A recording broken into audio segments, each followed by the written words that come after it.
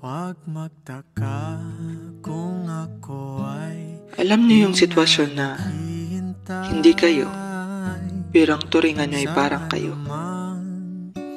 Pareho kayong nararamdaman, pero hindi kayang ipaglaban. Ito yung sitwasyon na wala ka karapatang magdemand. Wala ka karapatang magalit, magselos, manumbat, dahil wala namang kayo. Ito yung sitwasyon na kapag nahulog ka, talo ka.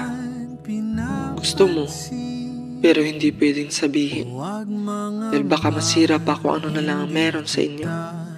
Yung tipong nasasaktan ka na, pero wala ka pang karapatang manumbat sa kanya. Ang hirap pala nito. Hindi mo alam kung tama ba o mali ito. Kasi minsan, mapapatanong ka na lang na ano nga ba ang lugar mo sa kanya? Kung meron ba o wala? Kaya dapat na sigurong itigil ito. Lalayo na muna ako sa sitwasyong ako ang talo. Pero salamat dahil kahit hindi naging tayo, naging mabuti ka rin kaibigan kahit papano. Kaya hanggang dito na lang muna tayo.